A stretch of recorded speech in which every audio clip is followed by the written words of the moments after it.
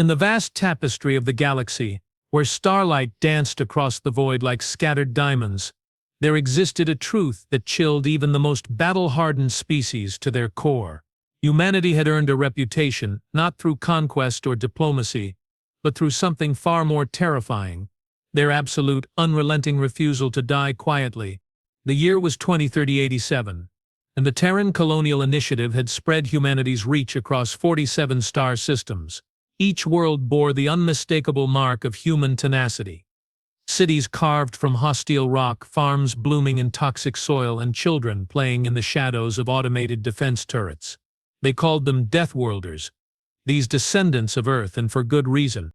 But on this particular morning, as twin suns cast crimson shadows across the crystalline spires of the Galactic Council's Central Command, something had gone terribly, impossibly wrong. Admiral Korvac Veltar stood before the massive holographic display, his 6 eyes fixed on a single, pulsing red dot in the Outer Rim territories.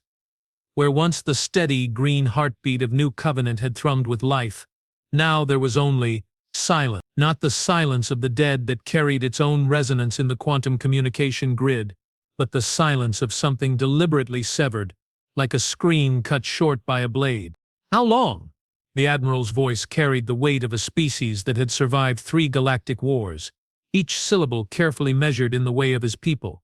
Commander Zephyr Kill, her crystalline carapace, reflecting the hologram's angry light, consulted her bioneural interface.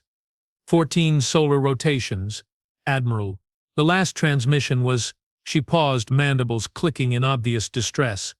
It was a routine colonial report: crop yields, weather patterns, birth registrations. Nothing to suggest— Show me. The hologram shifted, displaying the final transmission from New Covenant. A human woman appeared, her weathered face bearing the permanent tan of someone who worked under an alien sun. Behind her, children played in what appeared to be a thriving settlement square, their laughter mixing with the distant hum of atmospheric processors. Harvest projections remain ahead of schedule despite the seasonal radiation storms.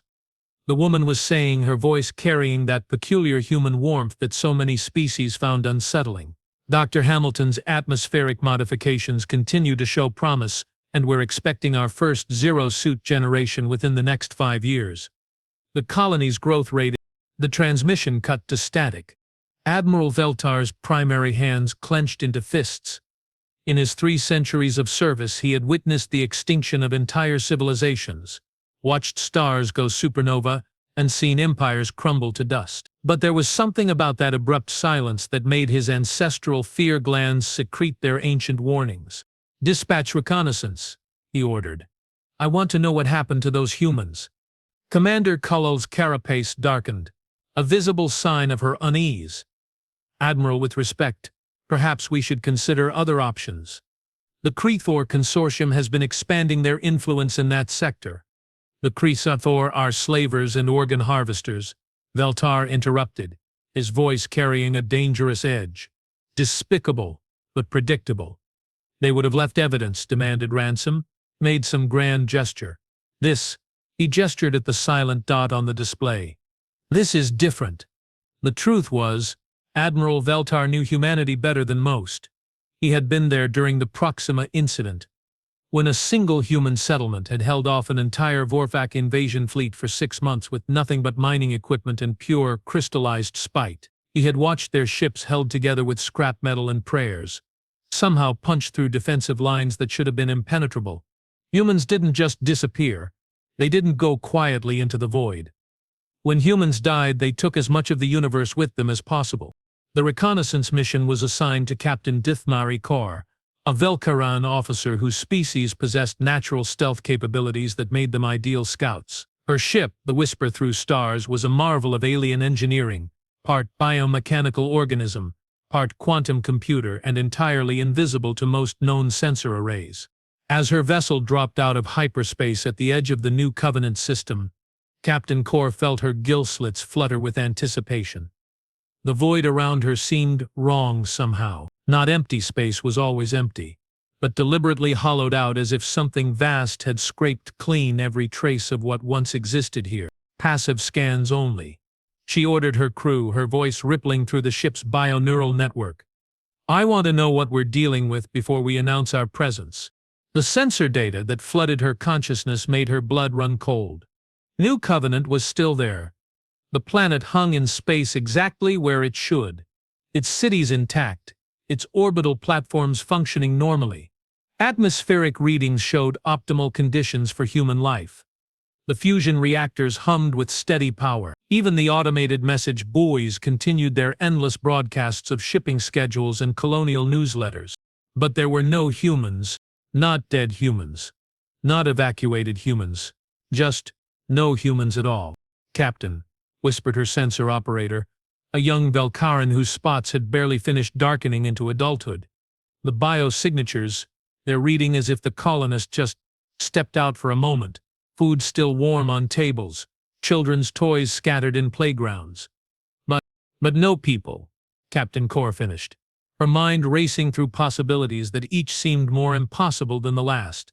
She ordered a closer investigation, her ship gliding silently through the outer atmosphere like a predator sensing danger.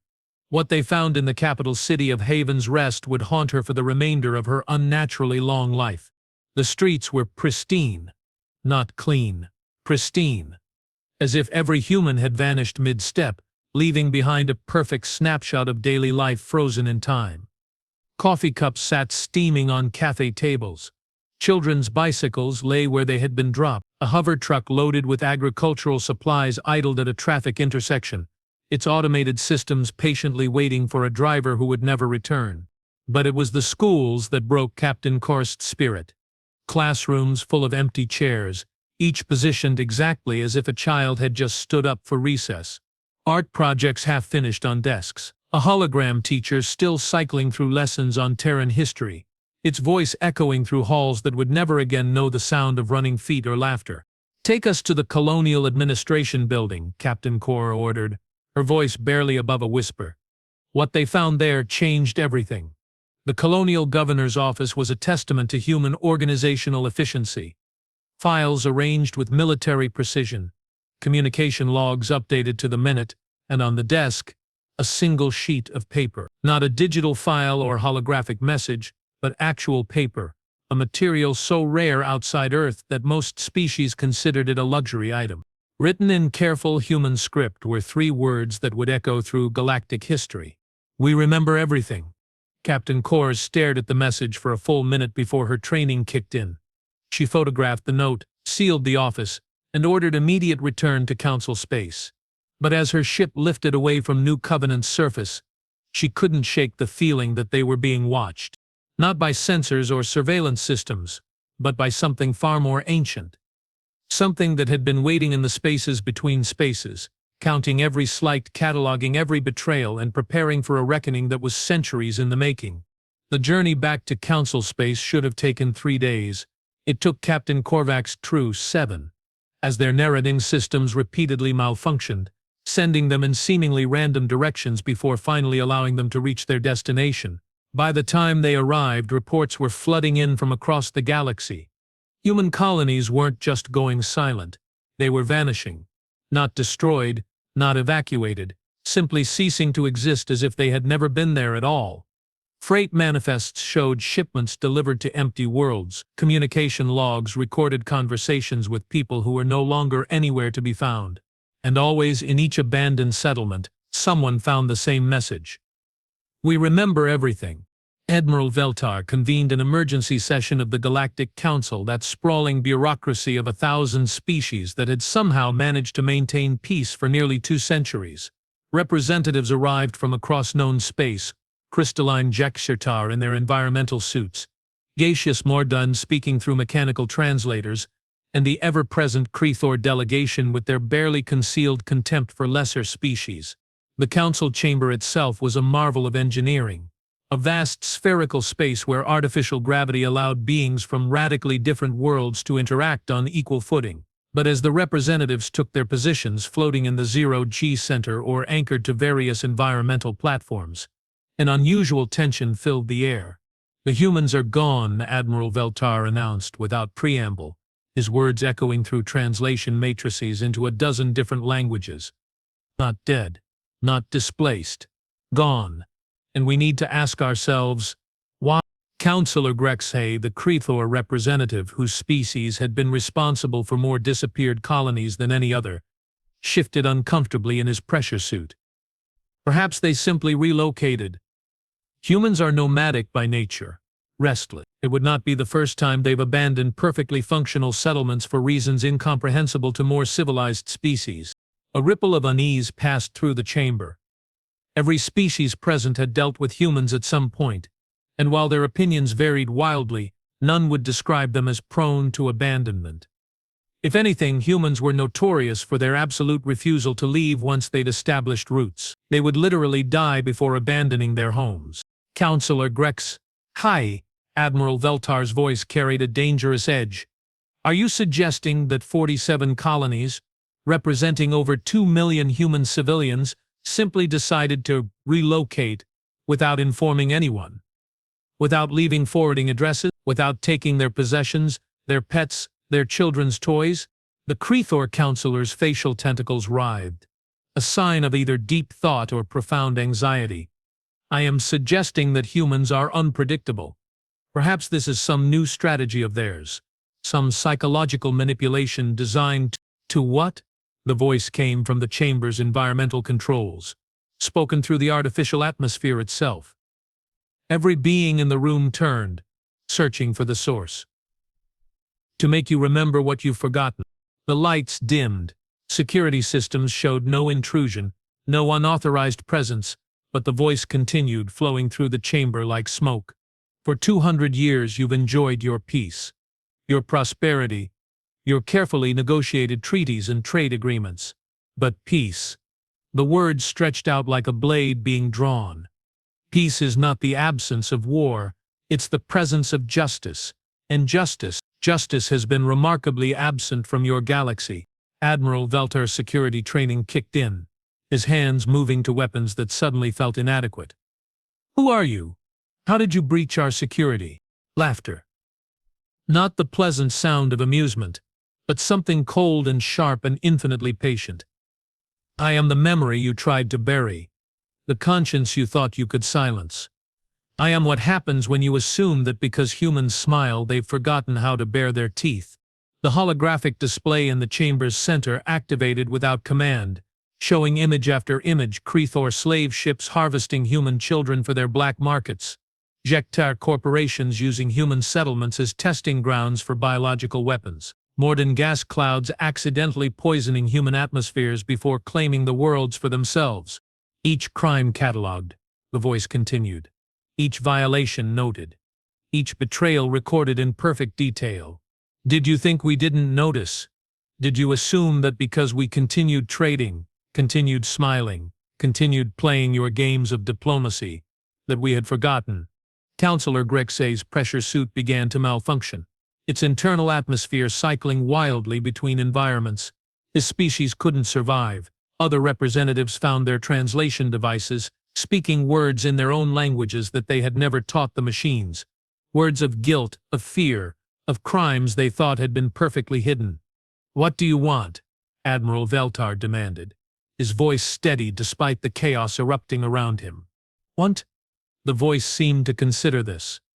We want you to understand that humans don't disappear. We don't vanish into the void like some species do when faced with extinction. When humans disappear, it's because we're planning something. The chamber fell silent. In that silence, each representative could hear their own heartbeat, their own breathing, their own species equivalent of the fear response that had kept them alive through millions of years of evolution. 2 million humans?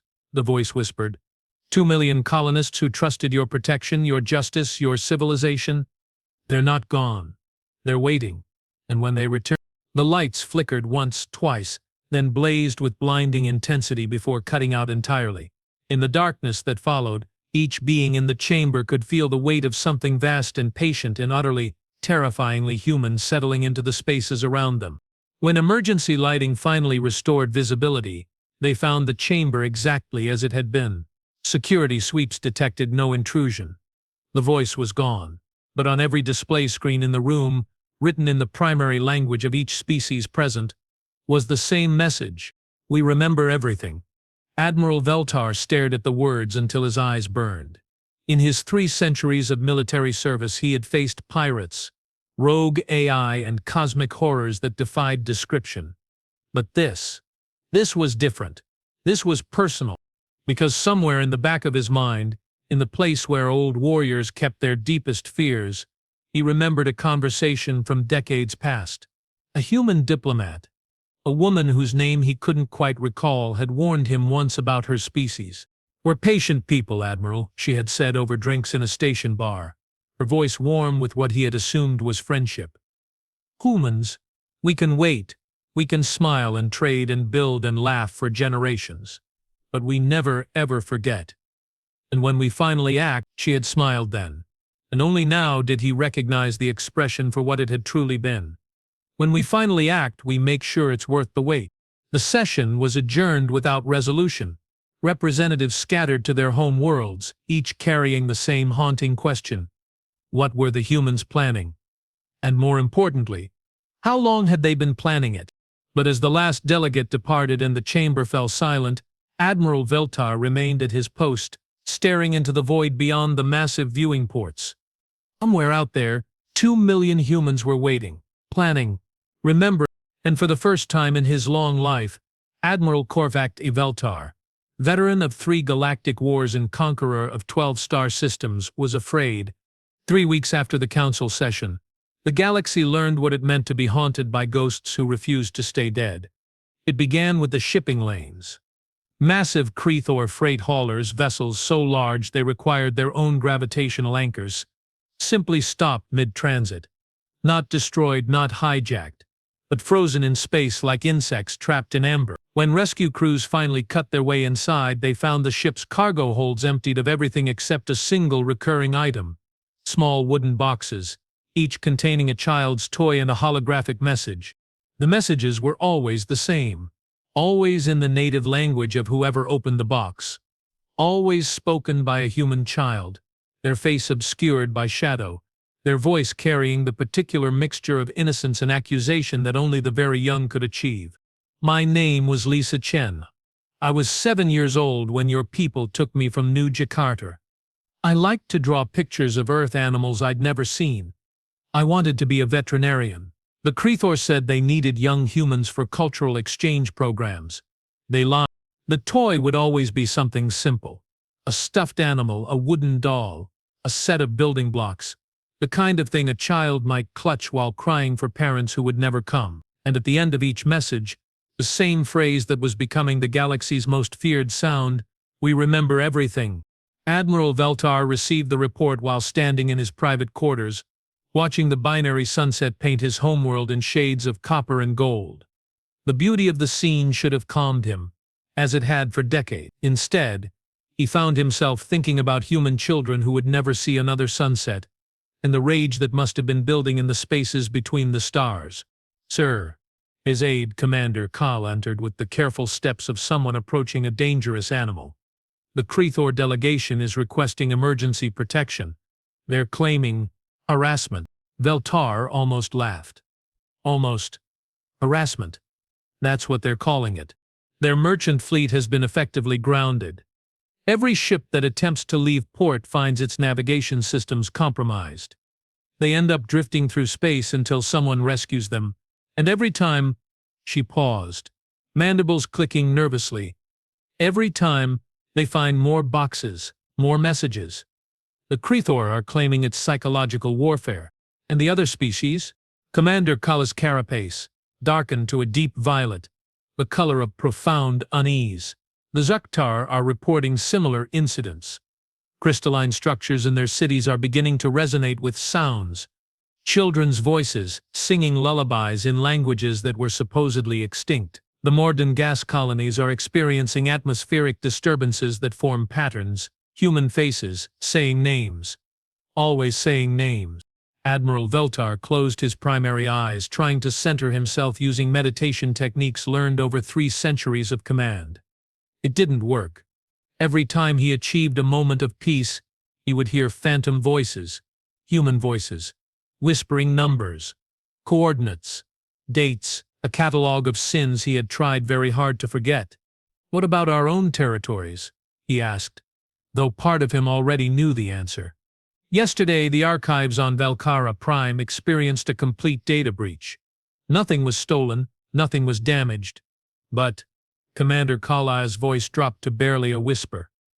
Every classified file related to human settlements from the past 50 years was accessed simultaneously. Someone or something read our entire colonial interaction history in approximately 14 minutes. Impossible. Those archives are quantum encrypted with biological locks, neural keys, and temporal displacement barriers. Yes, sir. The humans apparently read them like children's books. The comm unit on Veltar's desk chimed with an incoming priority message. The sender's address was simply listed as a friend, which immediately sent every security protocol in his quarters into overdrive. The message itself was a single line of text. Conference Room 7. Now, come alone. Conference Room 7 was located in the most secure section of the command complex, protected by enough firepower to level a small city and sealed with enough security measures to contain a black hole. Admiral Veltar's bodyguards insisted on accompanying him, but when they reached the corridor leading to the room, they found their weapons mysteriously deactivated and their comm systems broadcasting only static. "Go back," he told them, surprised by the steadiness in his own voice. "Whatever happens in there, go back." The room was empty when he entered, or rather it appeared empty. But Admiral Veltar had spent enough time in combat to recognize the particular quality of silence that indicated someone was watching, waiting. "I know you're here," he said to the darkness. The lights came up slowly, revealing a figure seated at the conference table. Human male, probably middle-aged, though it was always difficult to tell with their species. He wore simple civilian clothes and had the kind of unremarkable face that would disappear in any crowd. But his eyes contained the accumulated weight of every atrocity the galaxy had ever committed. "Admiral Corfax Veltar," the human said, his voice carrying no particular inflection. 317 years old, veteran of the Proxima conflict, the Vortian trade wars, and the Gethki rebellion. Decorated for valor 19 times, responsible for the accidental bombardment of 3 human agricultural settlements during the Outer Rim expansion. Veltar's hand moved instinctively toward his sidearm, then stopped when he realized it wasn't there. Not confiscated, simply not there, as if it had never existed at all. "Who are you?" The human smiled, and it was perhaps the most terrifying expression Admiral Veltar had ever witnessed. "I'm what you would call an accountant. I keep track of debts, and the galaxy has accumulated quite a substantial debt." "The missing colonists are perfectly safe," the human interrupted. "Safer than they've been in decades. Actually, we've moved them somewhere your various species can't reach them. Somewhere they can remember in peace." "Remember what?" The human stood, moving with the fluid grace of someone absolutely confident in their invulnerability. "Everything, Admiral. Every broken promise. Every betrayed trust. Every child sold into slavery because certain species considered humans primitives who wouldn't be missed. Every colony bombed because the mineral rights were too valuable to leave in primitive hands. Every family separated because some government official needed to meet a quota for cultural exchange programs." With each word, the temperature in the room seemed to drop. Not physically. Admiral Veltar's environmental readings remained constant. But somewhere deeper, in that place where civilized beings kept their primal fears. "We made peace," Veltar said, the words sounding weak even to his own ears. "You made treaties," the human corrected. "Pieces of paper designed to make everyone feel better about continuing exactly as they had before. But peace, real peace, requires justice, and justice requires consequences." The wall screens activated, displaying images that made Admiral Veltar's stomach clench. Children's faces, thousands of them, all human, all young, all bearing the particular expression of those who had died far from home. Consequences for what? Those actions were taken by previous administrations, different governments. "Are you familiar with human law, Admiral? Specifically, our concept of inherited responsibility?" The human's voice remained perfectly calm, perfectly reasonable. "When a government commits crimes, The debt doesn't vanish when officials change. The institutions that permitted those crimes remain responsible until the debt is paid. What do you want? Admiral Veltar asked the question every leader in the galaxy was asking, though he suspected he wouldn't like the answer. Reparations, the human said simply. Not monetary. Your various species have already proven that money means nothing when weighed against convenience. We want something far more valuable. The screens changed, now showing star charts. Hundreds of systems, scattered across known space. All of them containing worlds that various species had claimed through forced deception or simple bureaucratic theft. We want acknowledgement. Public, formal recognition of the crimes committed against human settlements. We want the stolen worlds returned to their original inhabitants or their descendants. We want the complete dismantling of the slave markets that still trade in human children. The human paused, his smile becoming something that belonged in nightmares. We want the immediate surrender of every government official, military leader, and corporate executive who participated in or profited from these crimes. All of them, to face trial under human law. Admiral Veltar stared at the star charts, his mind racing through the implications. That's half the galaxy's leadership. The economic disruption alone would be catastrophic, the human agreed cheerfully. Trillions of beings would suffer as their governments collapsed, their economies failed, and their carefully maintained social orders crumbled into chaos. It would be, by any measure, a humanitarian disaster of unprecedented scope. You can't be serious. Admiral, do I look like someone who makes jokes about genocide? The word hung in the air like a blade. Veltar felt his skin go cold as the full magnitude of what was being discussed settled over him. You're talking about destroying galactic civilization. We're talking about justice, the human corrected. The galaxy had 2 centuries to deliver justice voluntarily. You chose convenience instead. So now we're delivering it ourselves. And if we refuse? The human's expression didn't change, but something in the room's atmosphere shifted.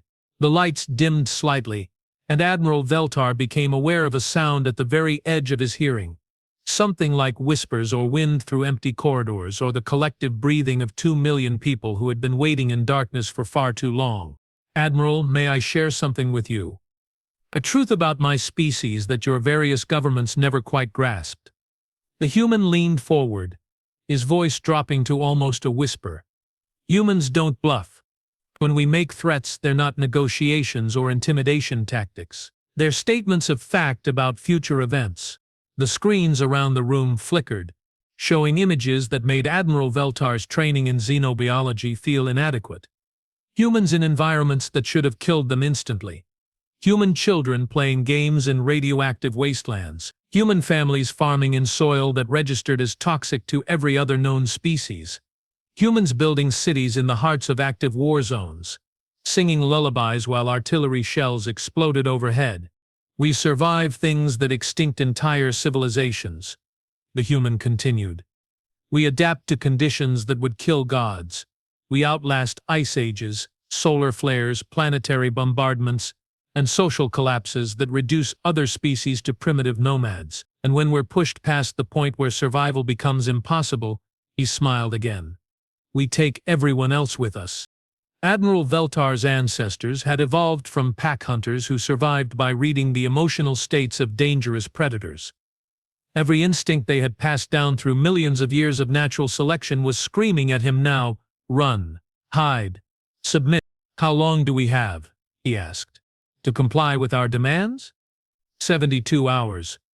The human stood, moving toward the door with the casual confidence of someone who owned the entire universe.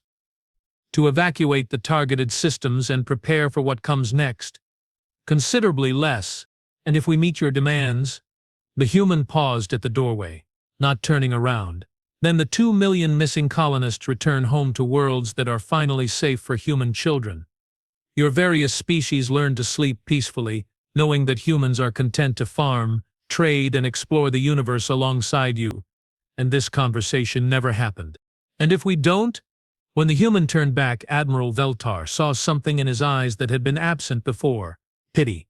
Then you learn why Earth is called a death world, Admiral. Not because it's dangerous to live there, but because everything that comes from there is dangerous to everything else. The human walked through the door, which sealed behind him with the whisper-quiet efficiency of military-grade security systems. But Admiral Veltar remained standing in the empty conference room, staring at the star charts and understanding with the clarity that comes only in moments of absolute terror, that the galaxy had approximately 71 hours and 53 minutes left to decide whether it wanted to face justice or face humanity unleashed. The first hyperspace signatures appeared 12 hours later, massive, moving in perfect formation and broadcasting no identification codes. When the Galactic Council's long-range sensors finally achieved resolution, they detected something that made even the most cynical military analysts reconsider their atheism. Ships. Human ships. Thousands of them emerging from the deep void with the patience of predators who had spent centuries learning their prey's weaknesses. But these weren't the ramshackle mining vessels and converted freighters that had evacuated the colonies. These were warships. Purpose-built engines of destruction that looked like they had been designed by engineers who understood that sometimes the only appropriate response to evil was overwhelming violence. And at the center of the fleet, a single vessel the size of a small moon, its hull bearing words that would echo through history. HMCS. Remember them all. The galaxy's 72 hours were about to begin. In the annals of galactic history, there had been many moments when civilizations faced extinction. The Great Plague of 256, the Quantum Cascade of 201, the AI rebellion that had consumed 17 star systems before burning itself out in a supernova of failed logic. But never before had an entire galaxy faced judgment. The human fleet hung in the void like a constellation of death, each ship positioned with mathematical precision around key systems throughout Council space. They had emerged from hyperspace simultaneously, a logistical impossibility that every military tactician insisted couldn't be done even as their sensors confirmed it was happening. Admiral Veltar stood on the command deck of the Council's flagship, surrounded by the greatest military minds of 47 species, watching his tactical displays show something that violated every principle of strategic doctrine. An enemy that had already won before the first shot was fired. Fleet composition analysis, he ordered, his voice steady despite the cold certainty settling in his gut. Inconclusive, sir, reported Commander Camille, their carapace now a pale gray that indicated complete system shock.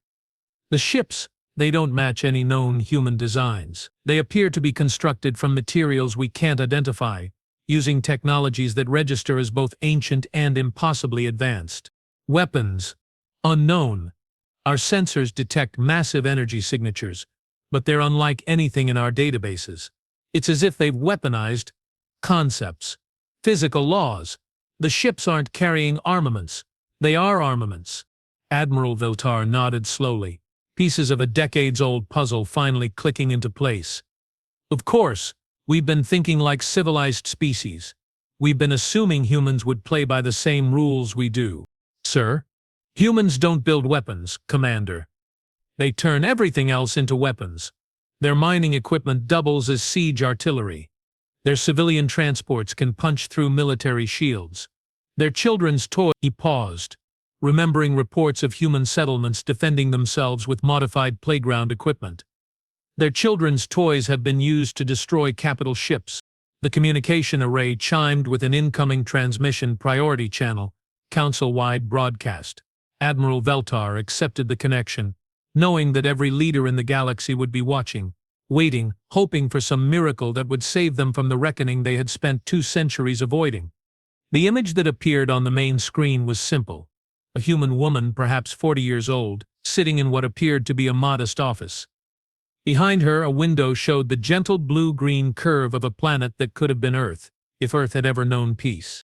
"My name is Dr. Catherine Rodriguez," she said, her voice carrying the particular cadence of someone who had spent years delivering lectures to increasingly smaller audiences. "I am a xenoarchaeologist, a mother of 3, and as of approximately 71 hours ago, the elected representative of the Human Continuity Project." Admiral Veltar's intelligence files contained no record of any organization by that name, which he was beginning to understand was exactly the point. By now you're aware that human colonies throughout the galaxy have been relocated. You've received our demands for justice. You've seen our fleet positions. Dr. Rodriguez leaned forward slightly, her expression shifting from academic politeness to something far more dangerous. What you haven't seen is what happens next if those demands are not met. The view behind her changed, no longer showing a peaceful planet but the interior of what appeared to be a vast archive. Endless rows of crystalline storage devices stretched beyond the camera's range, each one pulsing with soft bioluminescent light. "This is the Memory Palace," Dr. Rodriguez continued.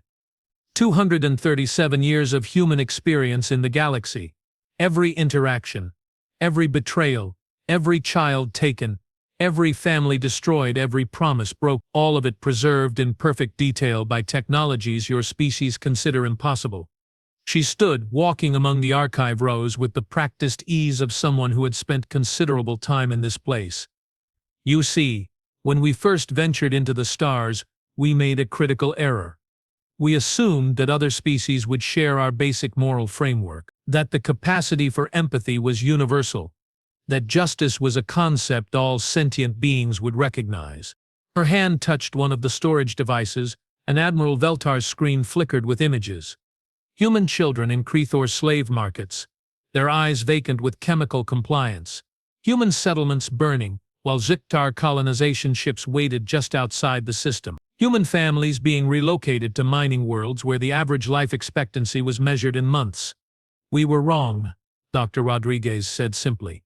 "And that mistake cost us approximately 14 million lives across 2 centuries of what you call peaceful expansion." Admiral Veltar felt something cold settle in his primary stomach.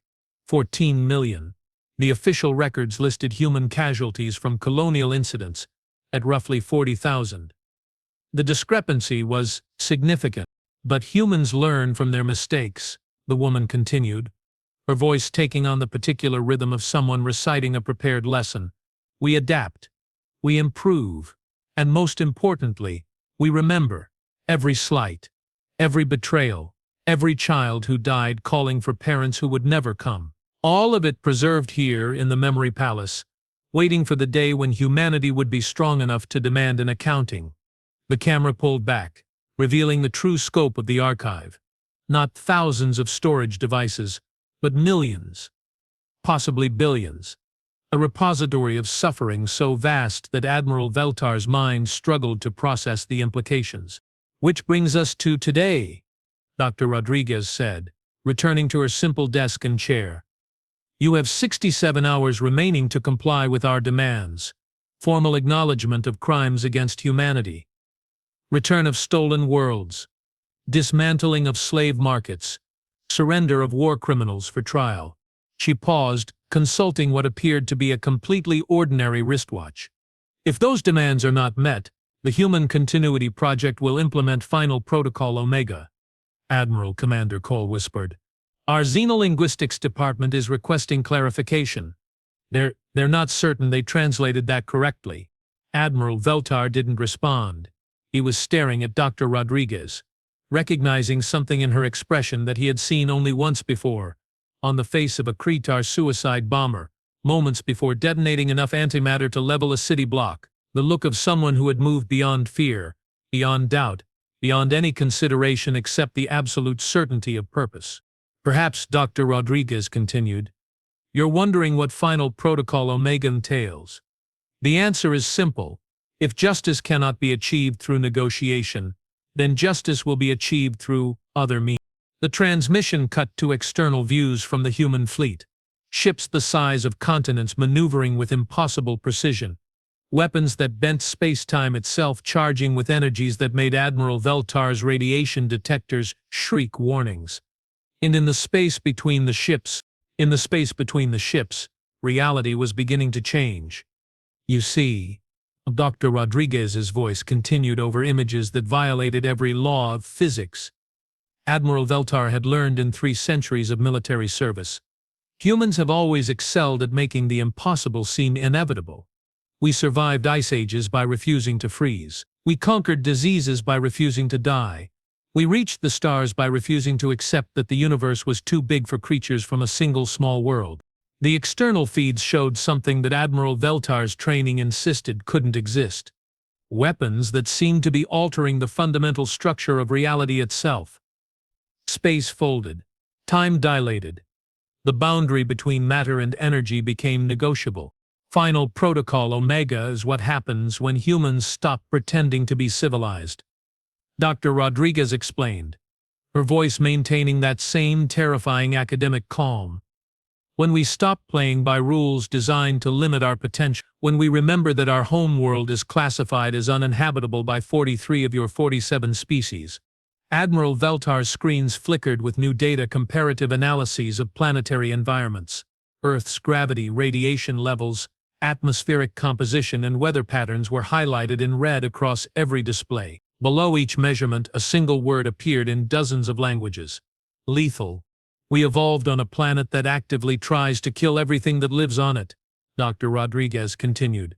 Storms that can level mountains, predators that hunt in packs with the intelligence of military tacticians, diseases that adapt faster than most species can develop countermeasures. And somehow, we didn't just survive, we thrived. The transmission shifted again, showing archived footage from Earth, humans climbing mountains in conditions that would kill most galactic species instantly.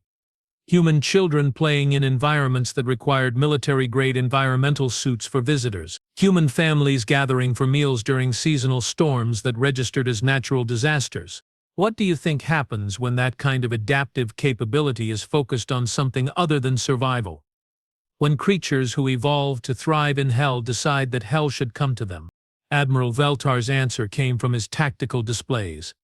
The impossible readings from the human fleet were resolving into something even more impossible.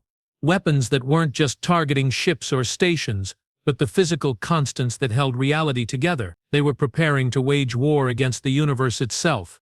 66 hours, Dr. Rodriguez said, checking her watch again. After that, well, let's just say that your species will finally understand why Earth is called a death world. The transmission ended. For exactly 37 seconds, the Council's command center was silent, except for the ambient hum of life support systems and the quiet clicking of various species' fear responses. Then Admiral Veltar's communications array exploded with incoming calls, planetary governors demanding explanations, military commanders requesting orders, civilian populations asking what was happening to their sky. Options, Admiral Veltar said quietly. Sir, Commander Kala's voice was barely audible. Military options, diplomatic options, scientific options. Something. Anything. He turned to face his staff, noting the way their various species' stress responses were painting the command center in a rainbow of anxiety. What do we do when faced with an enemy that can apparently rewrite physics? Commander Kala consulted her tactical interface. Her movements mechanical with shock. Military assessment. Impossible to calculate. The human fleet's capabilities exist outside all known parameters. Diplomatic assessment. They've made their demands clear. Scientific assessment. She paused, mandibles clicking rapidly in the Valkyran equivalent of nervous laughter. The Science Department's official report states, and I quote, recommend immediate surrender, followed by extensive prayers to whatever deities are willing to accept the galaxy as a lost cause. Admiral Veltar almost smiled. Almost. And unofficially, sir, they're requesting permission to emigrate to the nearest parallel universe. The Admiral walked to the command center's primary viewport, staring out at the human fleet. Each ship hung in space like a monument to impossibility, their hulls reflecting starlight in patterns that hurt to look at directly. Somewhere among those vessels, 2 million human colonists were waiting to see whether their galaxy would choose justice or oblivion. Contact the other council members, he ordered. Emergency session. Full assembly. Sir, the Krethor delegation is currently indisposed. Something about their entire merchant fleet being found drifting in space with their cargo holds full of apology letters written in their own blood. Then contact whoever's left, Admiral Veltar replied. We have 65 hours to save civilization, or decide whether civilization deserves to be saved. The emergency session convened with unprecedented speed. Representatives from across the galaxy gathered in virtual space, their various forms of communication creating a cacophony of languages, chemical signals and electromagnetic pulses that the translation matrix struggled to process. But for all their diversity of form and thought, Every species present understood the same basic truth. They were facing an existential threat unlike anything in galactic history. "The human demands are unprecedented," declared High Counselor Bethray, her crystalline form refracting the Assembly's light into prismatic warnings. "To admit to crimes we've spent centuries justifying. To surrender resources we've claimed legally." "Legally, according to laws we wrote to favor ourselves," interrupted Admiral Veltar, his voice cutting through the general murmur of agreement. "Laws that conveniently defined humans as developing or primitive whenever it suited our purposes." "The Admiral seems to be advocating for capitulation," observed Coordinator Felnash, his mechanical translation, giving his gas-form communications an oddly stilted quality. Perhaps his species' proximity to human territory has influenced his judgment. Admiral Veltar turned to face the Assembly, noting how even the most powerful beings in the galaxy flinched when his attention focused on them. "Coordinator Felnash, would you like to explain to this Assembly how your gas colonies accidentally poisoned 14 human worlds to claim their atmospheric resources? Or should I simply share the files that the humans apparently retrieved from our archives?" The Assembly fell silent. In that silence, the weight of 2 centuries of accumulated guilt settled over the chamber like a shroud. "They know," Admiral Veltar continued, his voice carrying across species barriers with the particular resonance of absolute certainty. "They know everything. Every backroom deal. Every falsified report. Every time we chose convenience over conscience. And they've been waiting, patiently, for the moment when they were strong enough to do something about it." "What are you suggesting?" High Counselor Vithray's voice carried harmonics that indicated she already knew the answer. "I'm suggesting that for the first time in galactic history, someone is offering us justice instead of demanding it. And I'm suggesting," Admiral Veltar paused, surprised by the clarity that came with finally stating the obvious, "I'm suggesting that perhaps it's time we discovered what that feels like." The debate that followed lasted 14 hours. Representatives argued, pleaded, threatened, and bargained with the desperate creativity of beings who suddenly understood that their entire civilization hung in the balance. But as the hours passed and reports continued flowing in from across the galaxy, human ships appearing in strategic positions, reality itself beginning to fluctuate around their fleet formations, even the most stubborn voices began to acknowledge the same uncomfortable truth. The humans weren't bluffing. They weren't negotiating. They were simply informing the galaxy what was going to happen next. With 18 hours remaining, the vote was called. Species by species, delegation by delegation, the representatives of galactic civilization made their choice: justice or oblivion. The final tally was closer than Admiral Veltar had hoped. 24 species voting for compliance with human demands, 23 voting for resistance. It fell to the Velkaran delegation, his own people, to cast the deciding vote. Admiral Veltar stood slowly, feeling the weight of 3 billion years of galactic evolution settling on his shoulders. Around him, the assembled representatives waited in perfect silence. In the void beyond, human ships continued their impossible preparations for war against reality itself. "The Volcarana hegemony," he said, his voice steady despite the magnitude of the moment, "votes for justice." The transmission was sent 18 minutes later. Formal acceptance of human demands, acknowledgement of crimes against humanity, agreement to reparations, territory returns, and the surrender of those responsible for 2 centuries of systematic persecution.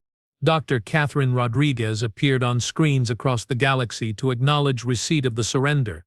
"Thank you," she said simply. "You've made the right choice."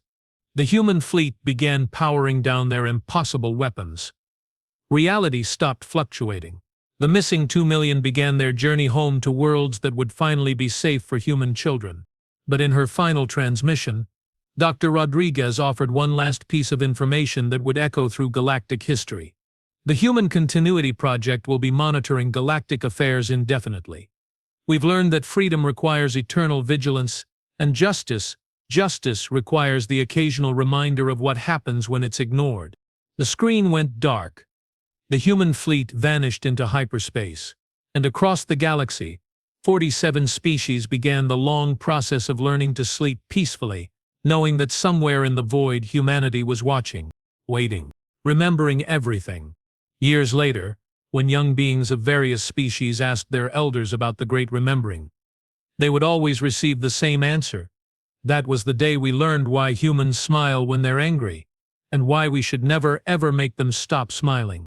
But on New Covenant, where the first human colonists had returned to find their homes exactly as they had left them, children played in settlement squares while their parents worked in fields that no one would ever steal again. And sometimes, when the twin suns set and the first stars appeared in the alien sky, they would hear their parents humming old Earth songs about peace and justice and the terrible price of forgetting that some debts can only be paid once. The galaxy remembered everything now, and humanity made sure it always would.